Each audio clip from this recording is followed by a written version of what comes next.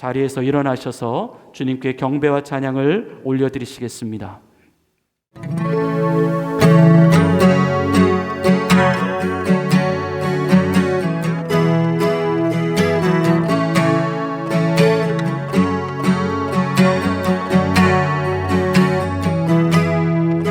주의 나라가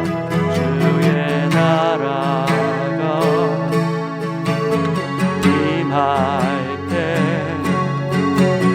하나님 임재하실 때 예배가 회복되며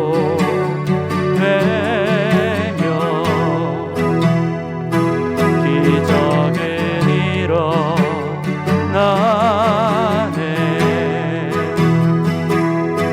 전능하신 주 영원하신 능력의 통치자 자유가 선포되어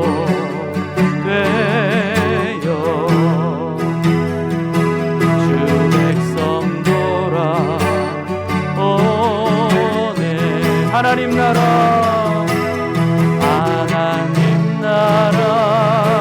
임하소서. 영광과 존귀 능력과 위엄 놀라운 사랑에 기적의 하나님 지금 이곳에 오소서. 하나님 나라 하나님 나라 임하소서. 영광과 존귀 능력과 위엄 놀라운 사랑에 기적의 하나님 지금 이곳에 오소서. 주 높고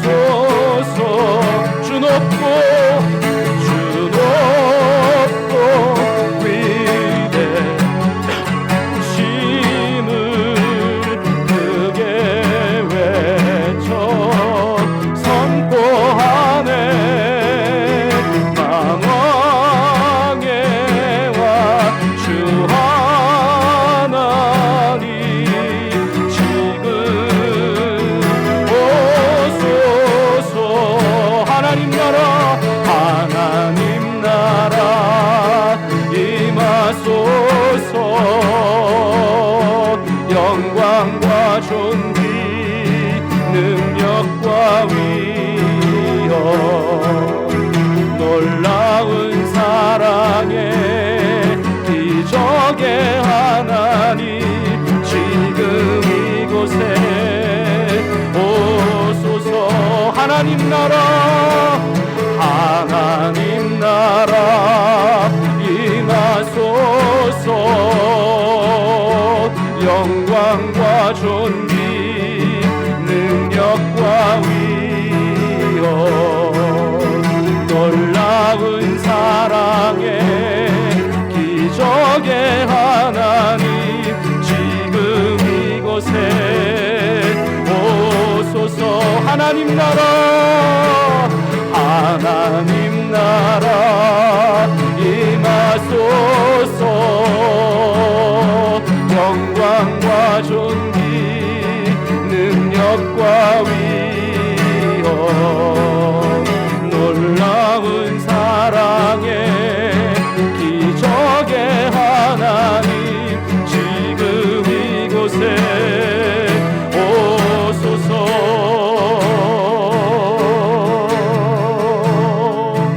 주께 가까이 주께 가까이 날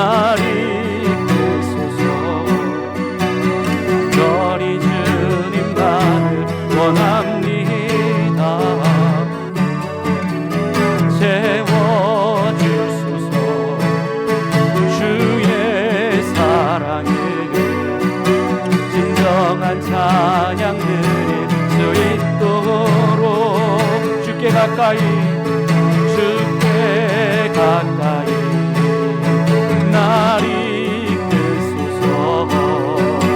간절히 주님만을 원합니다. 채워주소서.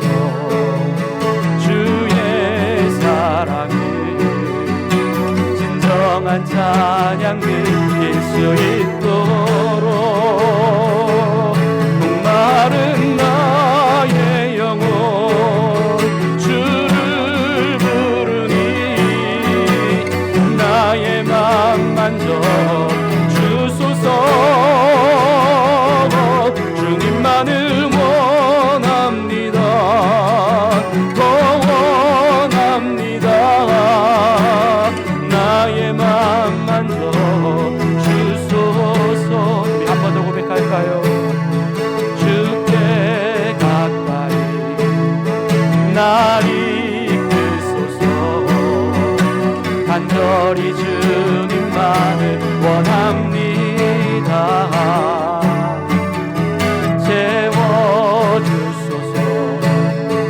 주의 사랑을 진정한 찬양 드릴 수 있도록 주께 가까이 주께 가까이 날 이끄소서.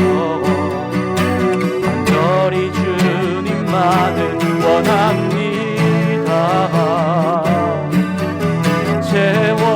채워주소서.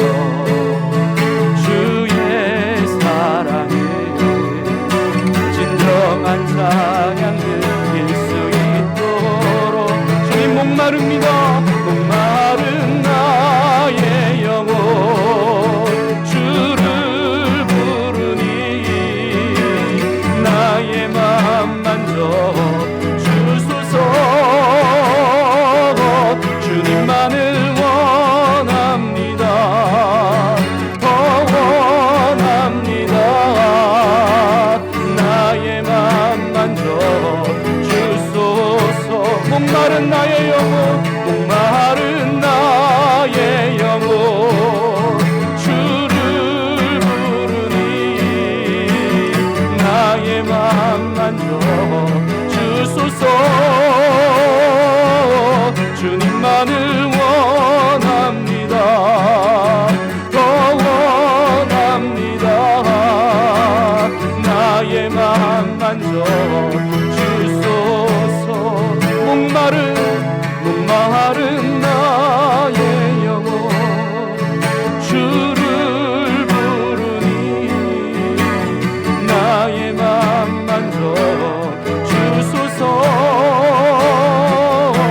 주님만을 원합니다. 더 원합니다. 나의 맘 만져 주소서.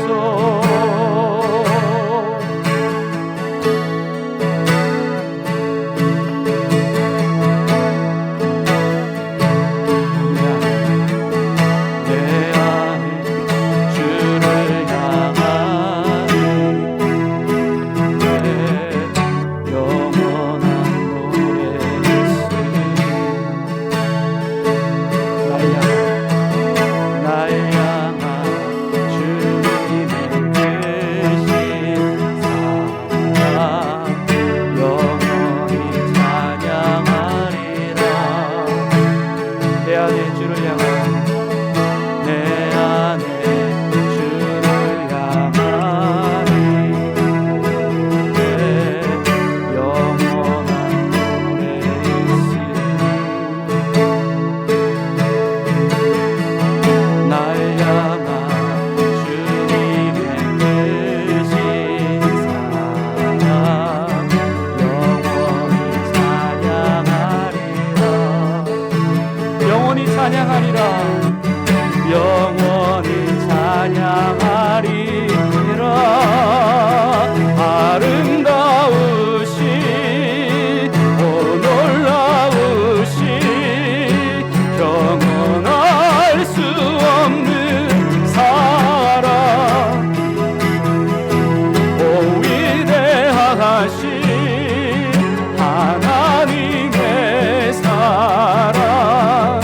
영원히 찬양하리.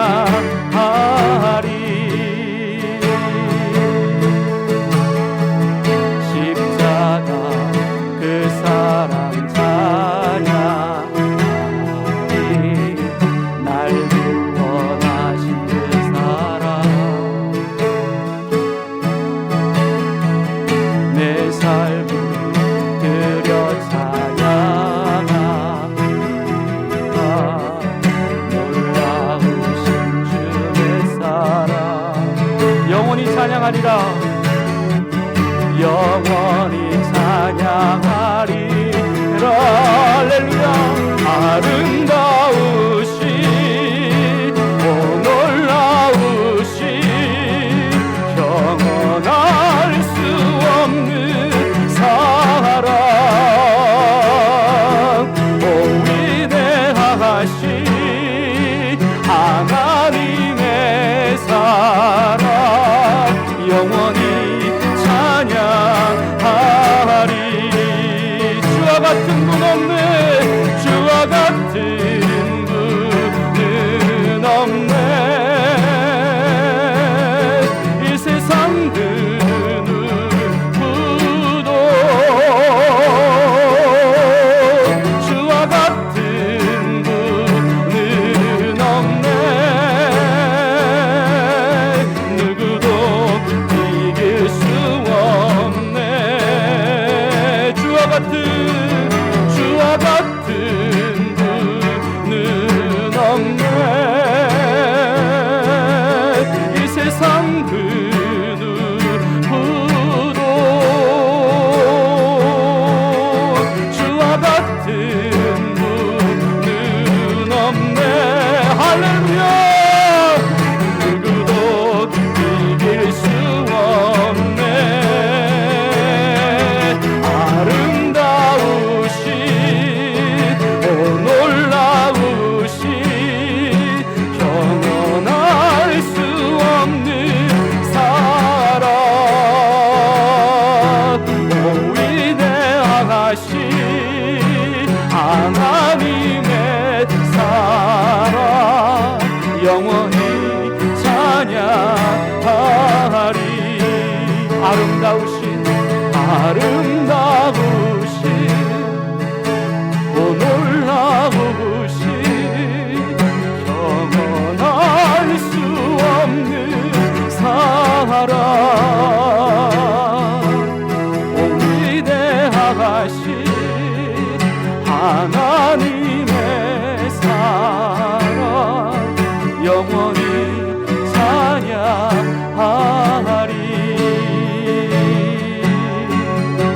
영원히 찬양하리. 영원히 찬양하리.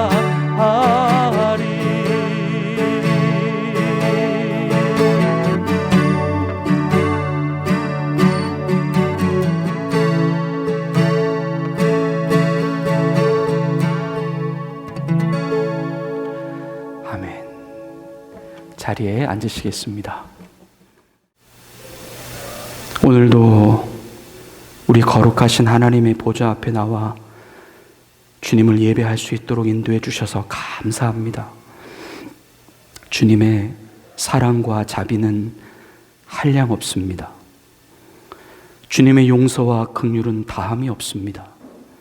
날마다 십자가의 은혜와 주님의 보혈로 우리의 심령을 덮으시고 풍성하신 지혜와 하나님의 다함 없으신 돌보심으로 우리를 인도해 가시오니 감사합니다. 주님, 놀라지 않게 하시고 두려워하지 않게 하옵소서. 우리 세상보다 크신 우리 하나님이 계시고 사람보다 크신 우리 하나님이 계시고 현실의 장벽을 뛰어넘어 역사하시는 우리 하나님, 하나님의 그 크고 놀라우신 다스리심 안에 우리가 날마다 머물러 살아갈 수 있도록 인도해 주옵소서. 이 시간 다시 한번 주님의 말씀 앞에 서게 하시니 감사합니다. 말씀이 아니고서는 우리의 영혼이 힘을 얻을 수 없습니다. 주님께 온전한 영광을 돌려드릴 수 없습니다. 순종이 제사보다 낫다라고 하셨고 듣는 것이 순양의 기름보다 낫다라고 하셨습니다. 더욱더 명확하게 주님의 뜻을 계시하여 주옵소서.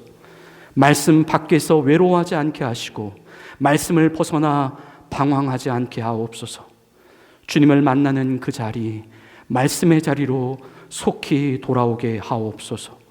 주님, 켈로나의 영혼들을 위해 기도합니다. 어둠의 영, 불순종의 영, 거짓의 영에 잠식되지 않게 하옵소서. 진리로 비추어 주시고 주님의 사랑과 지혜로 온전케 하여 주옵소서. 영적 싸움의 패배자요 희생자들이 되지 않게 하시고 주님이 이끌어 주시고 보여주시는 진리의 빛을 따라 다시금 회복의 길, 회생의 길로 나오게 하옵소서. 특별히 우리 한인들을 지켜 보호하여 주옵소서.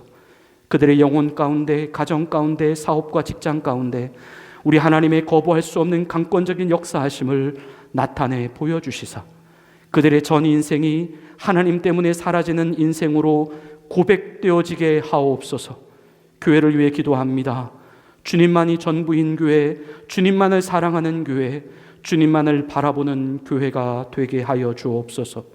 이곳에 주님의 사랑하는 영혼들을 불러 모아 주시고 주님을 온전히 사랑하고 진실함으로 섬겨드리는 참으로 복된 교회의 모습으로 부흥 성장해 가게 하옵소서. 우리가 구하지 않은 것들까지, 우리 주님이 필요하시다라고 생각하는 그 모든 것들까지 주님이 친히 만들어가 주시고 주님이 친히 공급해 가 주옵소서. 오늘은 성찬 예식이 있습니다. 주님이 내어주신 그 거룩한 몸과 그 거룩한 보혈을 우리의 입으로 먹고 몸으로 먹고 영혼으로 먹습니다. 다시 한번 하나님의 충성된 종으로 일어나게 하옵소서.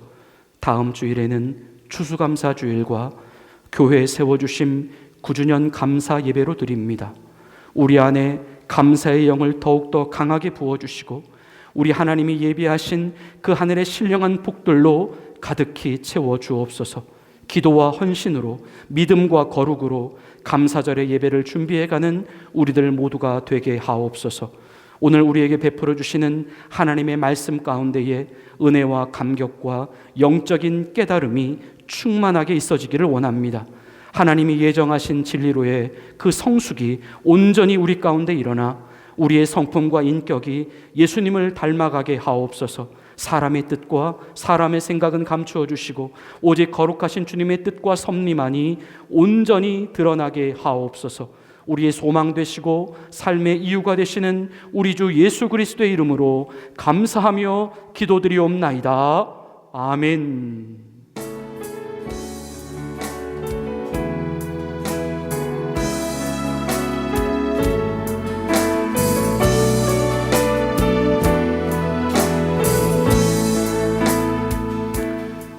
하나님께서 오늘 우리에게 주시는 말씀은 여호수아서 24장 19절부터 28절까지 말씀입니다. 여호수아서 24장 19절부터 28절까지 말씀입니다. 우리가 가지고 있는 구약성서 358면에 있습니다.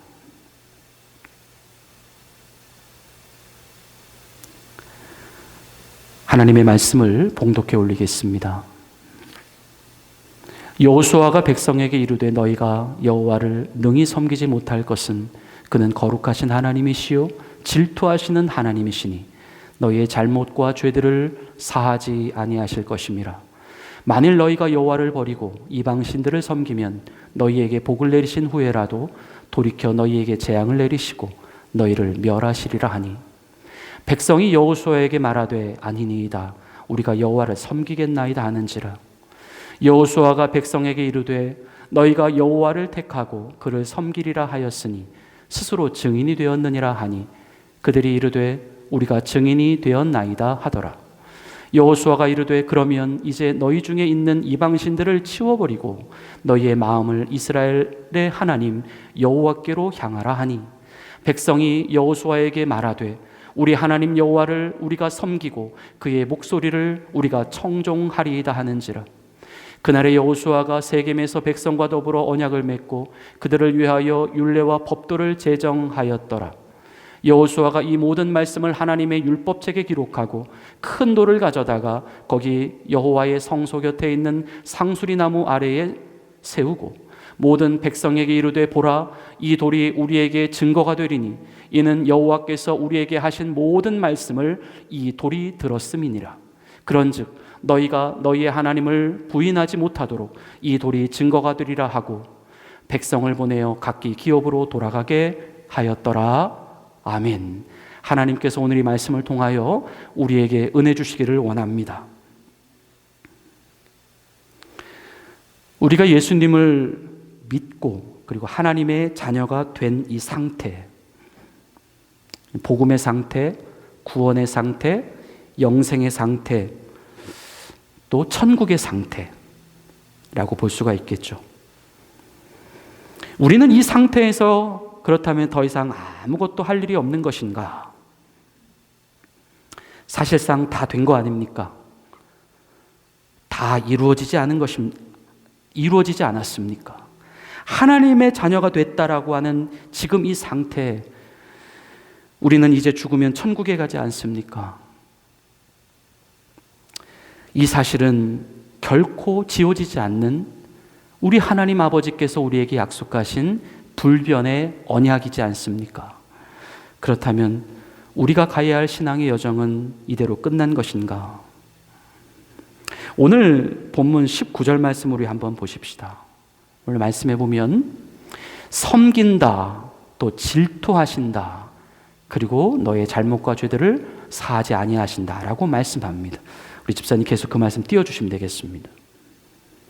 여기서 이 섬긴다라고 하는 이 말, 이것은 좀 우리가 가진 그 믿음이라고 하는 것과 좀 다른 차원으로 느껴집니다. 이유는 뭐냐면 이 섬긴다라고 하는 말은 사실 우리가 하나님을 믿은 다음에 등장하게 된다는 것이죠. 다시 말해 하나님께서는 이 섬긴다라고 하는 표현을 굳이 하나님을 믿지 않는 사람들에게 하실 필요가 없다는 것입니다. 또한 본문은 하나님은 질투하신다, 질투의 하나님이라고 하는 말도 나오는데요. 이 질투하시는 그 질투의 감정을 사실 하나님을 믿지 않는 사람들에게는 굳이 표현하실 이유가 없다는 것이죠. 더불어 여기서 말씀하고 있는 하나님께서 우리에게 잘못과 우리의 죄들을 용서하지 아니하신다, 이 또한 이것은 하나님께서 하나님을 믿지 않는 자들에게 내리시는 어떤 지옥의 형벌, 영원한 심판 같은 그 불신자에게 내리는 심판의 개념이 아니라 이미 하나님을 믿는 자들, 그리고 이미 하나님의 자녀가 된 자들에게 내리시는 하나님 그분의 어떤 징계, 꾸중 같은 의미의 표현일 수 있겠다는 것입니다. 이와 관련하여 우리가 말씀을 한번 찾아보겠습니다. 히브리서 12장 7절의 말씀입니다. 하나님이 아들과 같이 너희를 대우하신다. 어찌 아버지가 징계하지 않는 아들이 있으리요.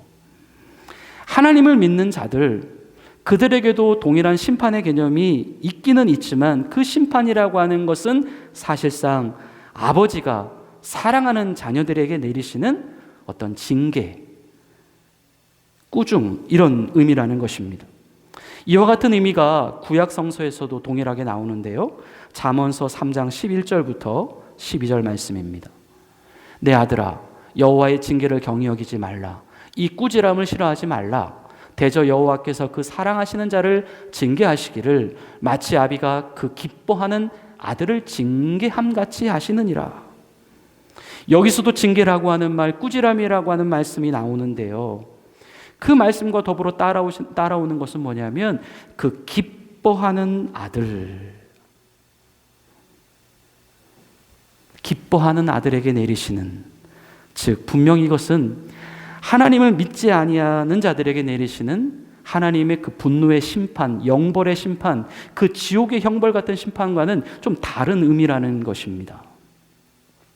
여기까지 말씀을 정리해 보면 이런 것이죠. 첫째, 하나님을 믿는 사람이건 하나님을 믿지 않는 사람이건 그들이 하나님께 대하여 똑같이 죄를 범하고 있는 것은 마찬가지다. 하지만 둘째, 그 죄의 내용에 있어서 차이가 있다. 하나님을 믿지 않는 자들은 그 죄가 하나님을 믿지 않는 그 자체인 반면, 하나님을 믿는 자들에게 있어서의 죄는 하나님을 그들이 믿은 다음에 하나님을 잘 섬기지 못하는 그 부분에 대한 죄다. 또한 세 번째, 그 심판의 내용에 있어서도 하나님을 믿지 않는 자들에게는 지옥 또는 영벌과 같은 심판이지만, 하나님을 믿는 자들에게는 이제 꾸중, 징계 같은 심판이다.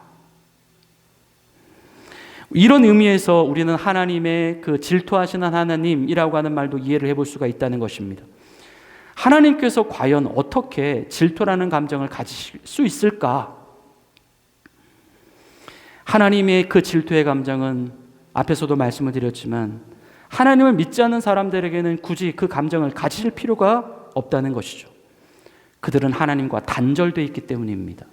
하나님과의 그 인격적 교류, 감정적 교류가 없다는 것이죠.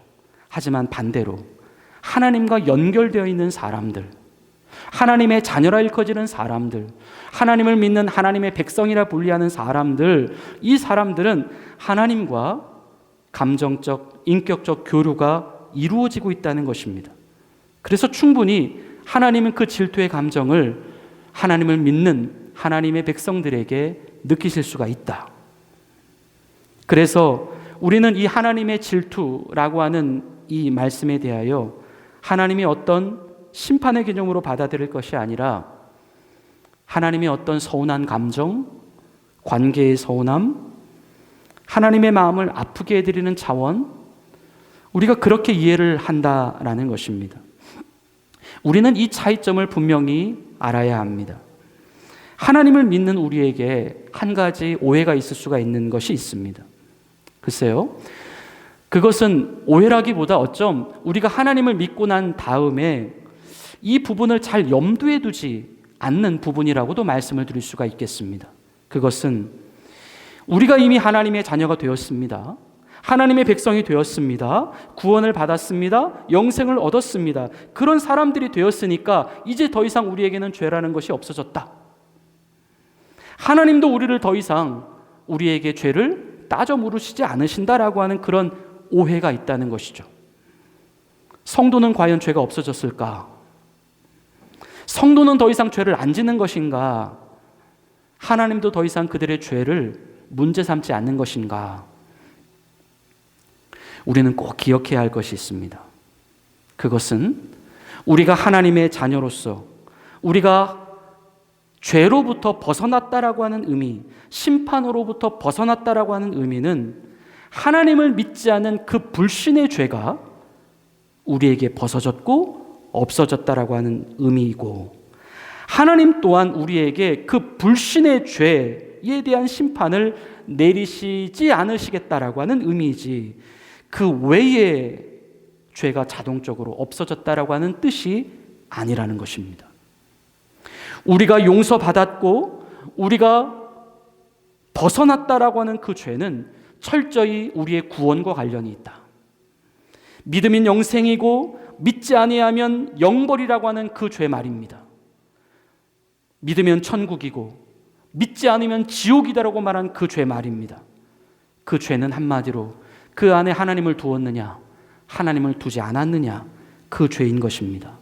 하나님이 나의 신이냐, 아니냐, 하나님이 나의 신이 아니면 세상이 나의 신이냐, 사단이 나의 신이냐라고 하는 그런 부분에 해당되는 죄인 것입니다.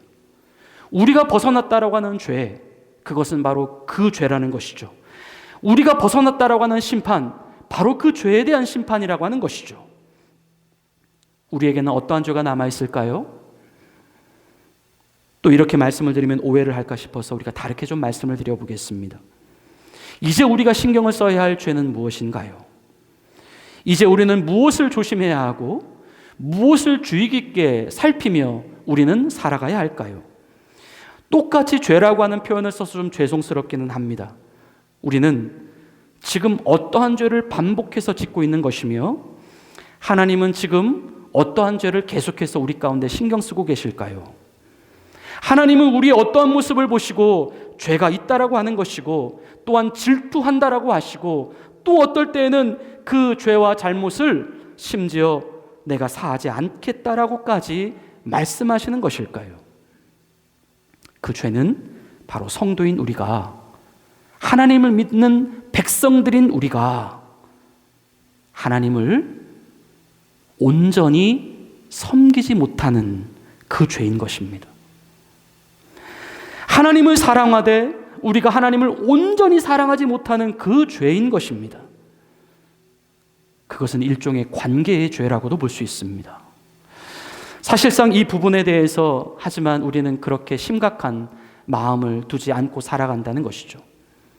그것은 이제 적어도 그 부분에 대해서 우리는 더 이상 죄인이라고 불리울 만한 사람이 아니다라고 생각을 하는 것입니다.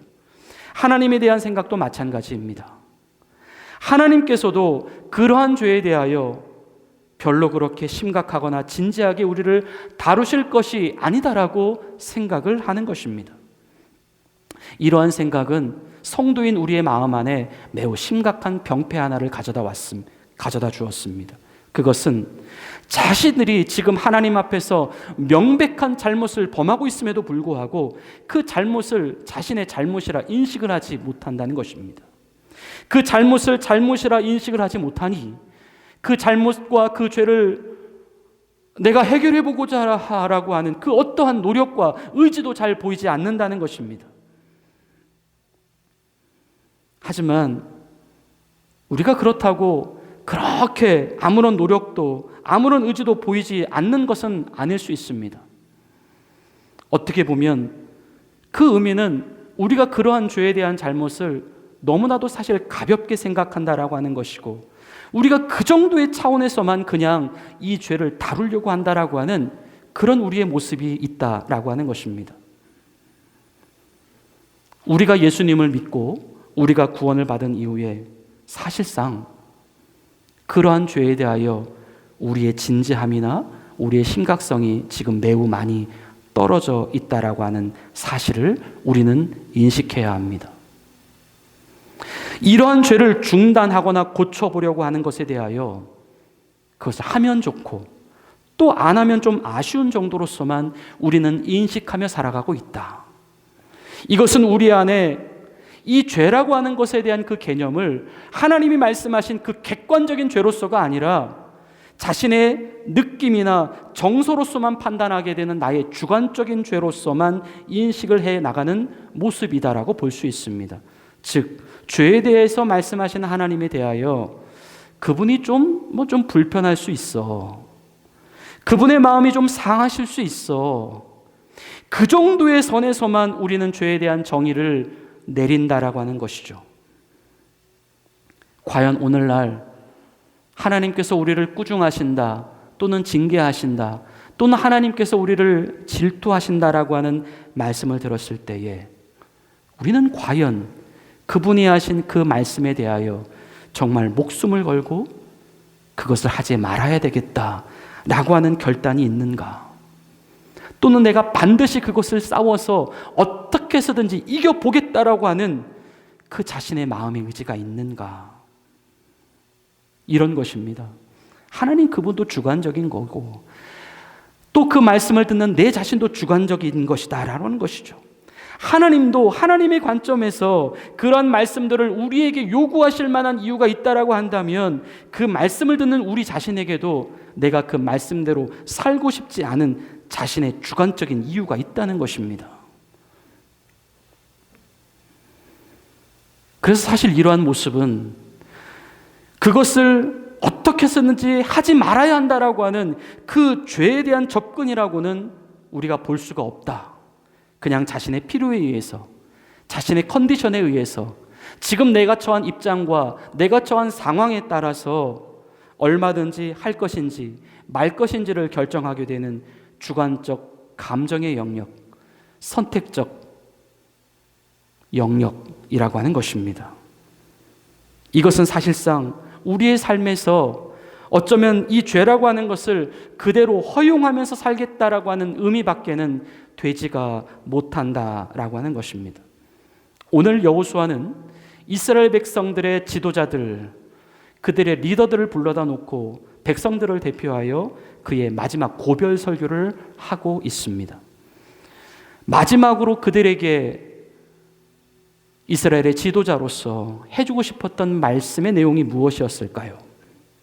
어찌 보면 이 설교는 그동안 그가 평생을 살면서 하나님의 백성들이라고 불리우는 그들의 삶을 계속해서 관찰을 해본 결과 그들에게 꼭 이 말씀이 필요하겠다라고 느낀 그 말씀에 대한 부분일 수 있겠다는 것입니다. 여호수아가 그들에게 남기고 싶은 말이 무엇이었을까요?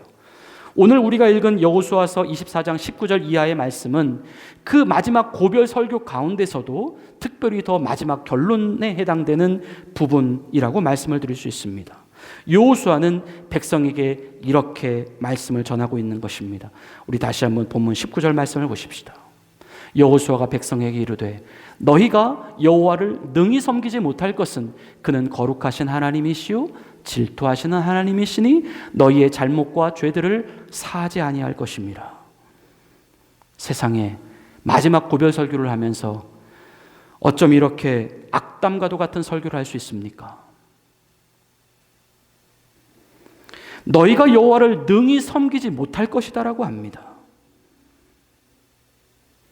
아니 그 일이 지금 발생한 것도 아니고 또 그들이 그렇게 하겠다라고 하는 것도 아닌데 여호수아는 아예 처음부터 그들이 하나님을 능히 섬기지 못할 거야 라고 말을 합니다. 그뿐만이 아니라 하나님도 그러한 이스라엘의 백성들이 범한 잘못과 죄에 대하여 하나님도 그들의 죄들을 사하지 아니하실 것이다라고 말씀합니다. 세상에 이런 부정적인 예언이 어디 있습니까? 세상에 이런 암울한 메시지가 어디 있습니까? 우리는 먼저 왜 여호수아가 그의 마지막 고별 설교 가운데 이렇게 말씀을 전하고 있는가, 그 이유부터 우리는 주목해 보아야 합니다. 지금 여호수아가 강조하고 있었던 설교의 핵심은 한마디로 여호와를 온전함과 진실함으로 섬겨야 한다. 사실 그 말씀이 주된 메시지의 핵심이었습니다. 그래서 이 말씀은 여호수아서 23장 6절을 보면 이렇게도 표현되어 있습니다. 그러므로 너희는 크게 힘써 모세의 율법책에 기록된 것을 다 지켜 행하라. 그것을 떠나 우로나 좌로나 치우치지 말라. 이제 너희가 말씀을 지키려는 노력을 하기는 하되 그 노력을 크게 힘을 써서 해야 한다. 이제 너희가 말씀을 따라서 살려고 하는 노력을 하기는 하되 그 하려고 하는 노력을 정말 말씀을 다 지켜 행하는 노력으로 해야 한다. 여호수아서 23장 8절에 보면 또 이렇게도 표현되어 있습니다. 오직 너희의 하나님 여호와께 가까이 하기를 오늘까지 행한 것 같이 하라. 이제 너희가 하나님께로 가까이 가려고 하는 노력을 하기는 하되 그것을 중단 없이 또는 줄어듦 없이 너희는 계속해서 동일하게 해야 한다. 여호수아서 23장 11절 말씀에서도 이렇게 표현되어 있습니다. 그러므로 스스로 조심하여 너희의 하나님 여호와를 사랑하라. 너희가 여호와를 사랑하려고 하는 노력을 하게 될 때에 그 노력을 감상적으로 하지 말고 정신을 차리고 정말 깨어서 조심해서 해야 한다. 마지막으로 여호수아서 24장 14절의 말씀에서는 이렇게도 표현되어 있는 것입니다. 그러므로 이제는 여호와를 경외하며 온전함과 진실함으로 그를 섬기라. 너희의 조상들이 강 저쪽과 애굽에서 섬기던 신들을 치워버리고 여호와만 섬기라. 여호와만 섬기라. 너희가 여호와를 경외하며 그분을 섬기려는 노력을 하게 될 때에 그 섬김의 노력을 반드시 온전함으로 해야 되고 반드시 진실함으로 해야 한다. 그리고 그 온전함과 진실함이란 너희들의 마음 가운데 있는 하나님 아닌 그 모든 것들을 다 치워내버리고 없애버리고 너 안에 참 유일한 신은 하나님만 되도록 해야 한다. 그 말씀을 하고 있었던 것입니다. 이것은 지금 이스라엘 백성들이 하나님을 믿는 하나님의 백성으로서 그들이 신으로 섬기고 있는 그 하나님을 그냥 섬겨야 하는 것이 아니라 오직 진실함과 온전함으로 섬겨야 한다. 그리고 그 말씀이 너무나도 중요한 말씀이다 라고 하는 사실을 그들에게 강조하고 있었다라고 하는 것입니다. 하지만 여호수아의 눈에 비추어진 이스라엘 백성들의 모습은 어떠했는가? 그들은 그러한 하나님의 말씀의 심각성과는 전혀 다른 자리에 위치하고 있었다. 그들은 하나님을 그렇게 섬겨야 한다라고 하는 그 말씀을 지금 듣고 있었고 알고는 있었지만 그들이 가지고 있었던 진짜의 마음은 그 말씀을 그렇게 중요하게 받아들여야 한다라고 하는 그들의 진지함이나 심각성으로부터는 떠나 있었다.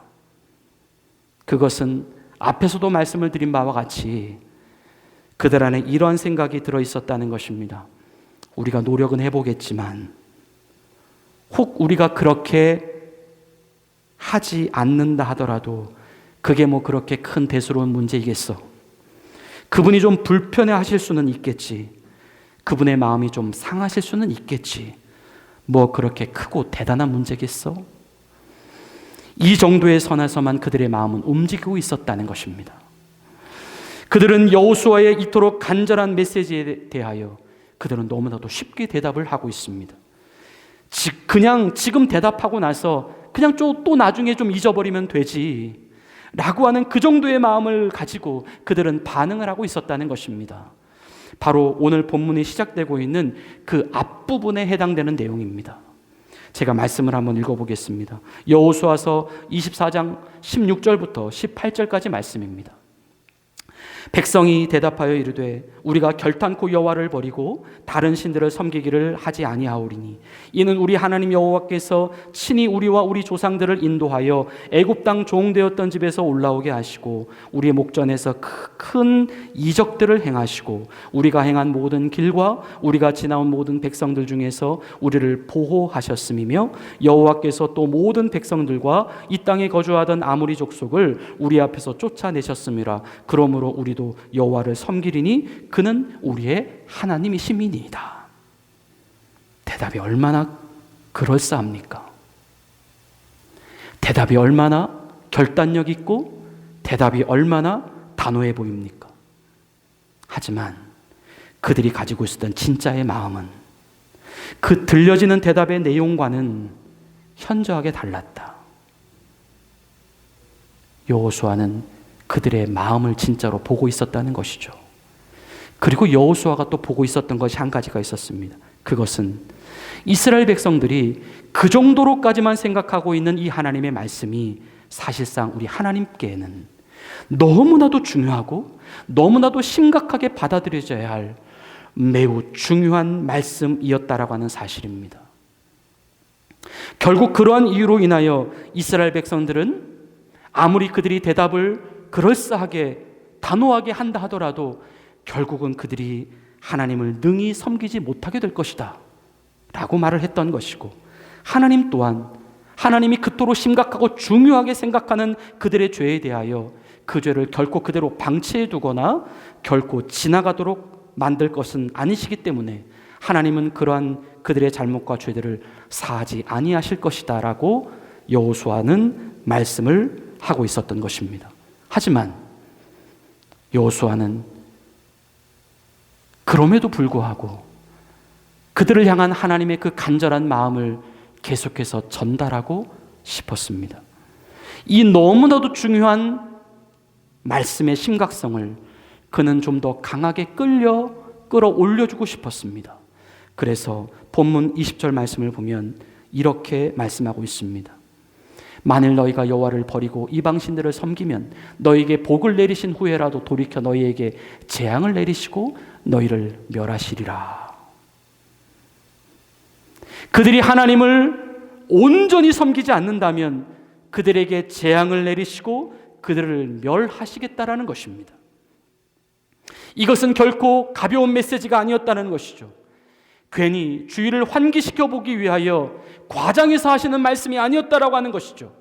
하나님께서 실제로 그렇게 하실 것이다라고 하는 매우도 진지하고 매우도 심각한 경고의 메시지였던 것입니다. 하지만 그들은 이 말씀조차도 그렇게 심각하게 대하지를 않습니다. 설마 하나님이 우리에게 내리신 그 복을 다 가져가기라도 하시겠어? 정말 하나님이 우리에게 재앙을 내리기라도 하시겠어? 정말 하나님이 우리를 멸하시기라도 하시겠어? 그들은 계속해서 이런 식의 반응이었다라고 하는 것입니다. 그리고 또 그런 식의 대답을 또 하고 있는 것입니다. 본문 21절부터 22절입니다. 백성이 여호수아에게 말하되 아니니이다. 우리가 여호와를 섬기겠나이다 하는지라.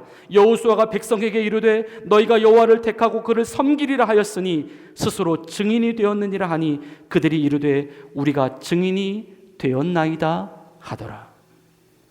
역시 얼마나 대답을 시원스럽게 하고 있습니까? 이처럼 깔끔하고 명쾌한 대답이 있을 수가 없습니다. 여호수아는 이렇게까지 말씀을 하고 있는 것이죠. 이제 너희가 그렇게 분명히 말을 했으니까 너희 스스로가 증인이 되었다. 또 여호수아가 그렇게 말을 하니까 그들은 또 이렇게 대답을 합니다. 당신의 말씀대로 우리가 정말 스스로 증인이 되었습니다. 그런데 사실 이 스스로 증인이 되었다라고 하는 말은 너무나도 두렵고 무서운 말입니다. 이 말은 그들이 자신의 대답한 대로 그들이 행하지 않게 되었을 때에 이것은 곧 자기들의 생명이 끊어진다 하더라도 좋습니다 라고 하는 의미를 담고 있는 맹세와 같은 표현이었기 때문입니다. 그런데 이러한 증인이 되겠다라고 하는 말도 그들은 지금 너무나도 쉽게 내뱉고 있는 것입니다. 두 가지 중에 하나였을 것입니다. 그들의 마음이 진짜로 그렇게 할 마음이 있거나 아니면 진짜 그렇게 할 마음이 없거나 그 두 가지 중에 하나였을 것이다. 그런데 그들은 그냥 읊어댔다는 것이죠. 설마 하나님이 진짜로 그렇게라도 하시겠어? 설마 그 정도의 진지함이 진짜로 그렇게 할 정도의 진지함이겠어? 설령 하나님께서 그들이 예상한 바대로 진짜로 그렇게 하시지 않는다 하더라도 지금 그들이 하나님 앞에서 취하고 있었던 그들의 태도와 자세라고 하는 것은 사실상 하나님의 말씀 앞에서 그들은 너무나도 경솔하고 너무나도 쉽게 마음을 가지고 있었다는 것입니다. 그들에게는 하나님에 대한 경외감이 없었습니다. 하나님에 대한 그 온전한 섬김, 그 진실한 섬김의 마음이 없었다는 것이죠. 대충, 대략적으로 그 정도에서만 우리가 하나님을 섬겨도 돼 이렇게 생각했다는 것입니다. 그리고 자신들이 그 수준을 스스로 벗어나 보아야겠다라고 하는 그 어떠한 의지와 그 어떠한 자세도 그들은 가지고 있지를 않았다. 그냥 하나님은 괜찮을 거야. 하나님은 괜찮을 거야. 그분은 원래 그런 분이시잖아. 이 생각이 계속해서 그들 안에 마치 절대적인 믿음인 것처럼 자리 잡혀 있었다라고 하는 것입니다. 여호수아가 그들의 말을 믿을 수가 있었을까요?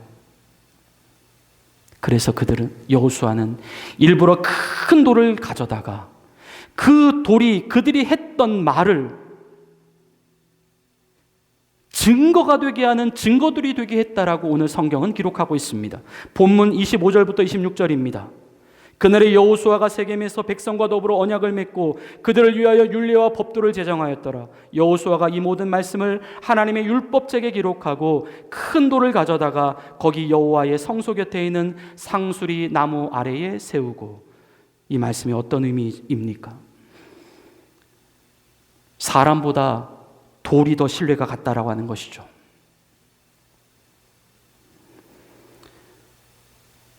여호수아는 이렇게까지라도 하면서 그들에게 마지막으로 이렇게 당부하고 있는 것입니다. 본문 27절입니다. 모든 백성에게 이르되 보라, 이 돌이 우리에게 증거가 되리니 이는 여호와께서 우리에게 하신 모든 말씀을 이 돌이 들었음이라. 그런즉 너희가 너희 하나님을 부인하지 못하도록 이 돌이 증거가 되리라 하고. 부디 이 돌을 보고서라도 지금 너희들이 했던 그 언약의 내용, 그 대답의 내용을 반드시 지키며 살아가야 한다. 이 말씀을 끝으로 여호수아는 이스라엘 역사의 뒤안길로 사라집니다. 그리고 여호수아서는 끝을 맺게 됩니다. 주님이 사랑하시는 성도 여러분, 하나님께 구원을 받은 우리, 하나님의 백성이 된 우리, 이제 우리는 진짜로 무엇을 신경 쓰면서 살아가야 할까요? 우리 평생에 걸쳐 우리가 진짜로 관심을 가져야 할 것, 우리가 진짜로 노력을 해야 하고 우리가 진짜로 몸부림을 쳐야 하는 것은 무엇이 되어야 할까요? 그것은 우리가 오로지 하나님 한 분만을 진실함과 온전함으로 섬겨야 하는 일인 줄로 믿습니다. 하나님은 지금 우리에게 바로 그 부분을 가장 눈여겨보고 계십니다. 그 부분을 가장 크게 신경 쓰고 계십니다. 바로 우리 안에 있어야 할 그 하나님 섬김에 대한 그 진실한 모습, 그 온전한 모습 말입니다. 하나님은 우리에게 정말로 진지함으로 다가오셨습니다. 그분은 목숨을 내놓고 다가오셨습니다. 아니, 결국 자신의 목숨을 내어 버리시면서까지 다가오셨습니다. 그분이 그렇게 하실 수 있었던 진짜 이유는 그분이 우리의 진짜 하나님이 되고 싶으셨기 때문입니다.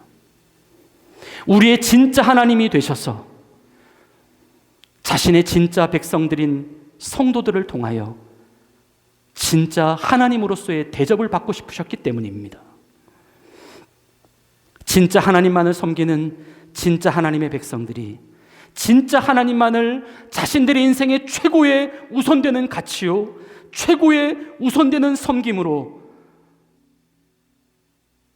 그들의 백성들이, 그의 백성들이 그렇게 살아갈 수 있도록 우리를 그렇게 구원하신 것이고, 그렇게 우리를 하나님의 찐 백성으로 만들어 주셨다라고 하는 것입니다. 하지만 지금 우리의 모습은 어떠할까요? 우리는 역시 말은 그렇게 하고 있지는 않지만 그분의 존재, 그분의 말씀, 그분의 존엄성, 그분에 대한 태도, 그분에 대한 인식, 나아가 그분에 대하여 그분이 이렇게 할 것이다라고 하는 내 주관적인 그 해석을 우리는 오늘날 너무나도 쉽고 너무나도 자의적으로 생각하며 살아가고 있다는 것입니다. 우리도 동일하게 하나님은 괜찮을 거야, 하나님은 괜찮겠지, 하나님은 원래 그런 분이야, 그렇게 해도 되는 분이야. 안타깝게도 오늘날 우리의 모습 안에 하나님에 대하여 그런 정도의 인식만을 가지고 살아가는 모습이 많다라고 하는 것입니다. 역시나 우리는 말은 그렇게 하고 있지는 않습니다. 하지만 우리는 우리 스스로 하나님을 잃어가고 있는 것입니다. 우리는 우리 스스로 하나님을 부인해가고 있는 것입니다. 오늘 본문 19절의 말씀에서 하나님은 왜 자신을 가리켜 질투의 하나님이라고 말씀하셨을까요? 우리는 사실 이 말씀조차도 그렇게 진지하게 생각하지 않습니다. 그 질투의 대상이 적어도 나는 아닐 것이다 라고 생각하기 때문입니다.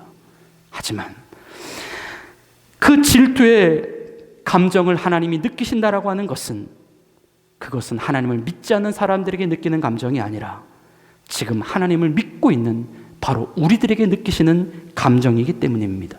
바로 하나님의 백성들이라 불리워지는 우리 안에 정작 하나님 그분에 대한 존재가 별로 그렇게 중요하거나 진지하게 받아들여지지 않고 있는 지금 우리 자신의 모습, 이 모습을 보시며 하나님은 질투의 감정을 느끼신다는 것입니다.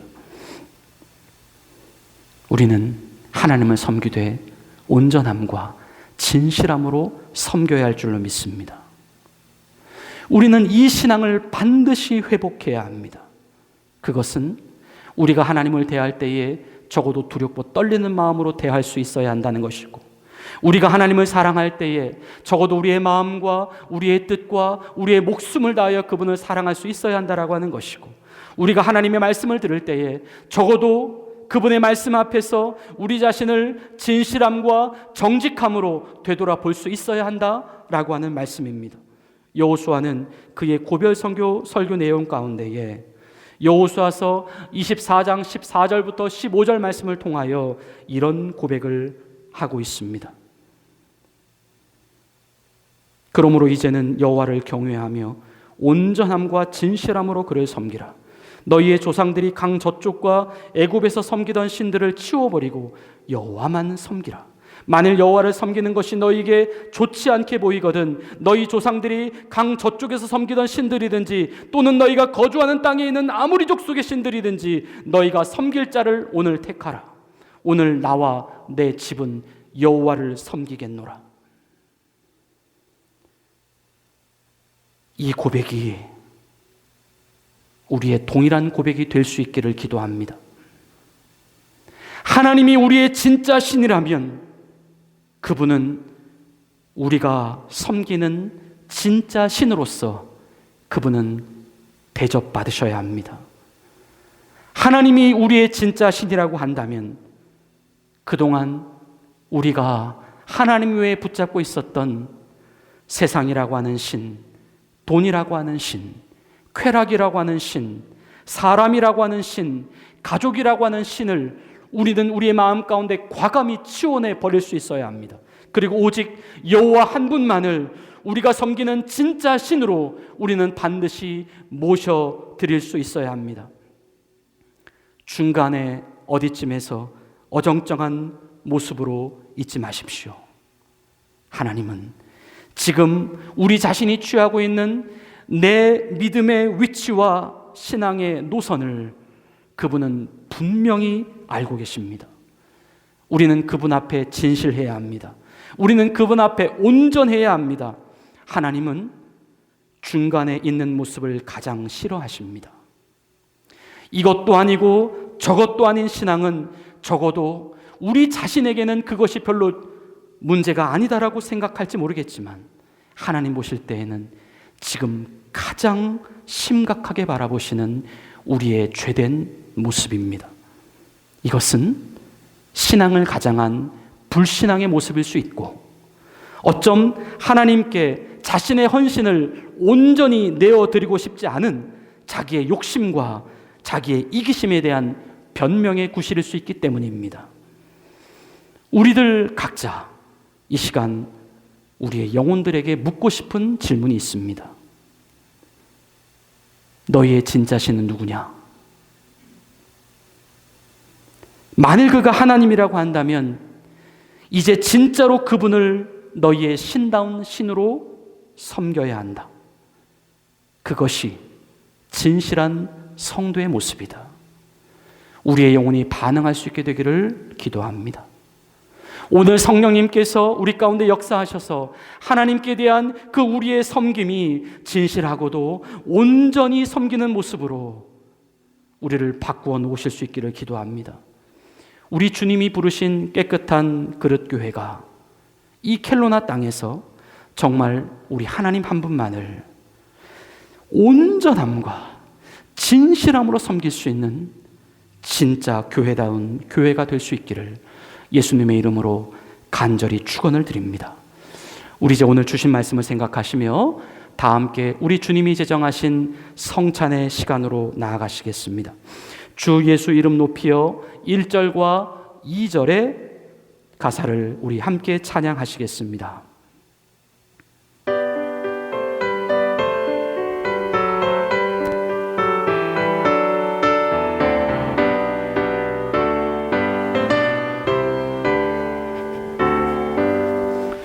주 예수 이름 높이어 다 찬양하여라 다 찬양하여라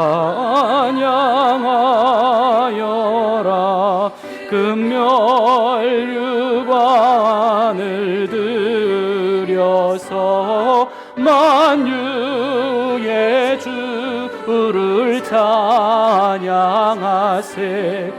찬양 찬양 찬양 만유의 주 찬양 주 예수 당한 고난을 못 잊을 죄이나 못 잊을 죄이나 내 귀한 몸에 바쳐서 만유의 주를 찬양하세. 찬양 찬양 찬양 만유의 주 찬양. 기도하시겠습니다. 하나님 아버지, 이제 주님의 몸과 주님의 피를 기념하며 이제 주님과 한 몸인 것을 다시 한번 현장 가운데 체험하기를 원하는 우리들이 성만찬의 시간으로 주님 앞에 나아갑니다. 주님, 우리의 주인이 누구입니까? 우리의 신이 누구입니까? 우리의 주인이 누구입니까? 예수 그리스도인 것을 다시 한번 고백하며 다시 한번 확인하는 거룩하고 복된 예식 되게 하옵소서. 예수님의 이름으로 간절히 기도드리옵나이다. 아멘. 예수님께서 십자가에 달리시기 전 제자들과 함께 마지막 식사를 하실 때에 주님은 떡을 가지사 축사하시며 말씀하십니다. 이 떡은 너희를 위하여 주는 나의 몸이다. 주님은 십자가에서 자신의 몸이 찢겨지듯 그 떡을 쪼개시고 제자들에게 말씀하십니다. 받아 먹으라. 받아 먹으라. 주님이 이 시간 우리와 한 몸이시기를 원합니다. 너희의 인생을 살아가는 동안 너희는 고아와 같이 버려둔 존재가 아니라 너희들의 눈에 보이지는 않지만 명확히 말씀하십니다. 내가 너희와 함께하고 있다. 너희는 내 거다. 오늘 이 떡을 받는 우리들 모두 내가 주님과 한 몸인 것을 기억하시며 오직 예수님이 주만 되시는 삶을 살아가시기를 기도합니다. 식후에 주님은 또 잔을 가지사 축사하시고 말씀하십니다. 이 잔은 죄사함을 위하여 많은 사람을 위해 흘리는 나의 피, 곧 언약의 피다. 마시라. 받아 마시라. 오늘 이 잔을 받는 우리들 모두 우리 안에 예수님의 피가 흐르고 있음을 기억하고 거룩한 인생을 살아가시기를 기도합니다. 주님이 우리를 용서하셨듯이 우리에게 잘못한 그 어떠한 원수들까지도 기꺼이 용서할 수 있는 결단의 마음이 우리 가운데 있어지기를 기도합니다. 우리 안에 예수님의 몸, 예수님의 피가 흐르고 있다라고 하는 바로 그것이 바로 하나님이 우리의 주인이라고 하는 증거입니다.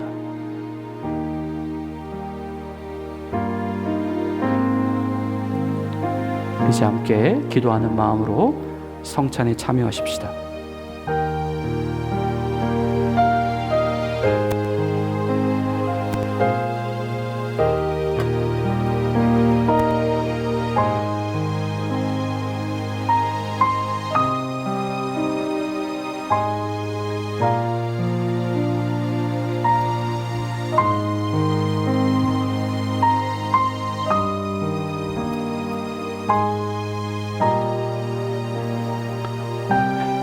나오시면 되겠습니다. 자유롭게 나오시면 되겠습니다.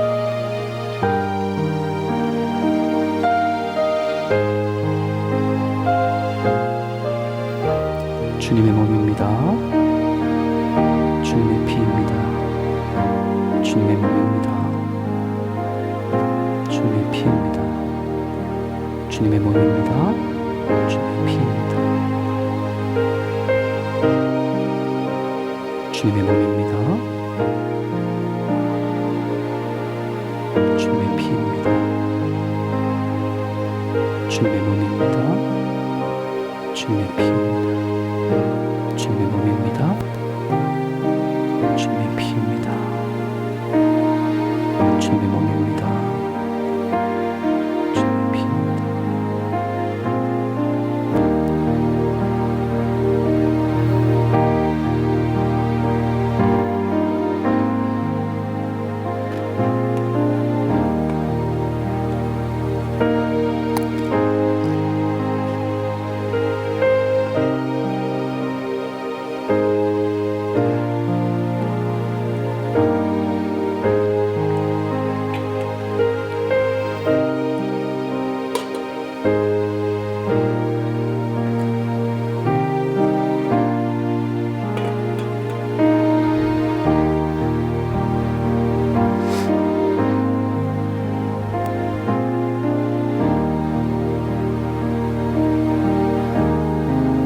기도하시겠습니다. 하나님 아버지, 이제 우리는 주님의 몸으로, 주님의 피로, 주님이 나의 영원한 주인이요 참 신인 것을 언약했습니다. 주님, 이 언약을 결코 잊어버리지 않게 하옵소서. 우리 하나님만을 평생에 온전함과 진실함으로 섬겨나가는 진짜 하나님의 찐 백성들이 되게 하옵소서. 예수님의 이름으로 기도드리옵나이다. 아멘. 주님은 성찬을 마치시고 제자들과 함께 찬미하시며 감람산으로 올라가셨습니다. 우리도 주 예수 이름 높이어 3절과 4절을 이어서 찬양하시겠습니다.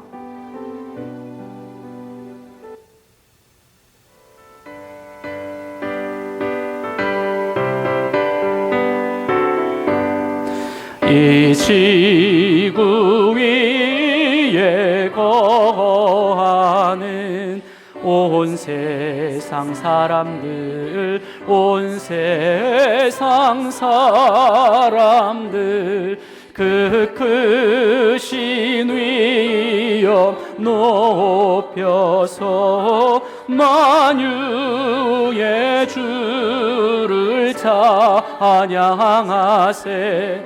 찬양 찬양 찬양 만유의 주 찬양. 주 믿는 성도 다 함께 주 앞에 엎드려, 주 앞에 엎드려 무궁한 노래 불러서 만유의 주를 찬양하세.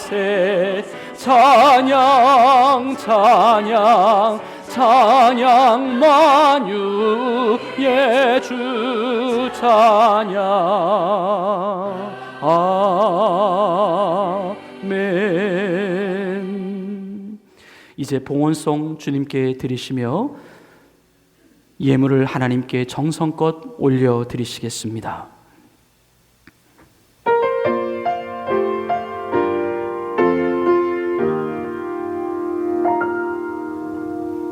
나 가진 것 너무 작은 두 랩돈, 너무 작아서 부끄러웠지만 내 전부를 하나님께 드릴 때 가장 크게 받으사 칭찬하시네.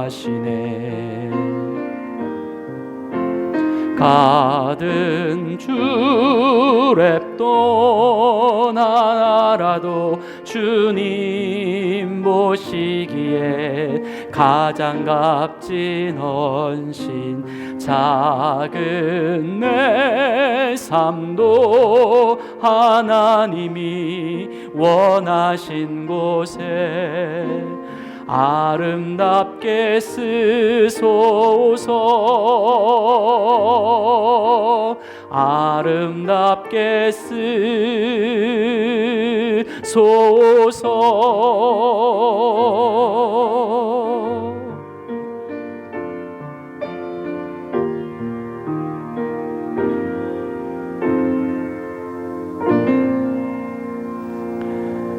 우리 한번 이렇게 축복하며 인사해 볼까요? 진실한 믿음으로 살아갑시다. 우리 그렇게 한번 인사해 보시겠습니다. 진실한 믿음으로 살아갑시다. 교회 앞에 교회 소식 말씀드리겠습니다. 우리 또 오랜만에 우리 서영수 집사님, 또 서승희 집사님 오셨고요. 그리고 우리 김윤병 청년도 또 같이 예배 드리게 되어서 반갑습니다. 주보를 참고해 주시기를 바라고요. 다음 주에 저희가 이제 추수감사주일 예배로 드리고, 그리고 더불어 교회 세워주심 9주년 또 감사 예배로 드리게 됩니다.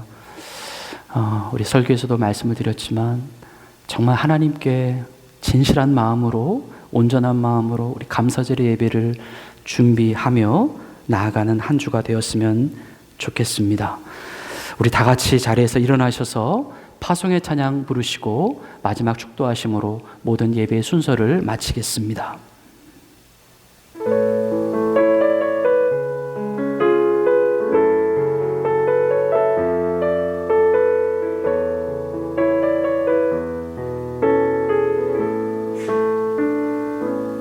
주님 나를 택하사 잃어버린 자에게 아버지의 사랑을 나누게 하시네.